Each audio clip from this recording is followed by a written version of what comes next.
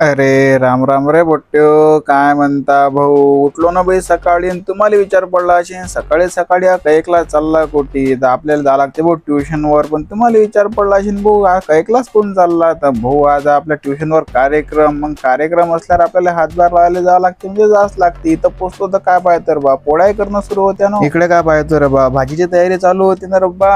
आज होते ना भाई मिरचीची भाजी, काही वांदाच नाही आहे. मोसम पाहणार बा खतरनाक उराला आणि तेवढ्यात पोट्टेले म्हटलं सर नाही की जा नाश्ता करून ज्ञान पोट्टे आवडतात का. मग आणले ना भाऊ सगळे नाश्त्याच्या दुकानावर. जसे भिडले रे भाऊ पोट्टे की थांब्याचं नावच नाही घेऊ राहिले. इकडचे सगळे काम अटकून टाकले बहीण. मग आलो डायरेक्ट घरी तयारी करायला. तयारी वगैरे केली आणि आलो भाई ट्युशनवर. ट्युशन आलो तर काय पाहतो रे भाऊ, इथं लावायचं होतं आपल्याला बॅनर. मग घेतले ना सगळे कार्यकर्ते आपले एका जागेला. केली ना भाऊ सुरुवात बॅनर चिपकवायले. बॅनर तर लयच मोठं होतं पण आपले कार्यकर्ते आवडतात का. लावलं ना भाई बॅनर आणि चढवलं ना वर. खतरनाक दिसून आलं ना रे बहीण. इकडे काय पाहतो भाऊ पूजा सुरू झाले होते ना. आपले सर बसले होते भाई पूजा करायला. मग पूजा गिजा आटपून घेतले भाऊ सगळे. मग काय पोट्टेचे एकच गाई पंक्ता कधी बसतात भाऊ. पंक्ता बसून घेतल्या ना पा आमचा आनंदा काय गुरु. कार्यक्रम सगळं आटपून घेतला. मग एकच कार्यक्रम राहते भाऊ आपल्या जवळ भांडे घासायचा. पोट्टेने घेतल्या ना वय भांडे घासून. मग निखिलदा म्हणते आपली चप्पल तुटली गड्या, आज चप्पल घ्या लागते. म्हटलं काही विषय करा चला ना भाऊ. चप्पल गिप्पल येऊन घेतली ना आलो भाई दुकानावर होतं काय पाहतो रे मोठा बाई करू आलता भाई अभ्यास. चला मग पोट्टे आजच्या एवढंच भेटू आपण उद्या. तिथपर्यंत जय माता राणी.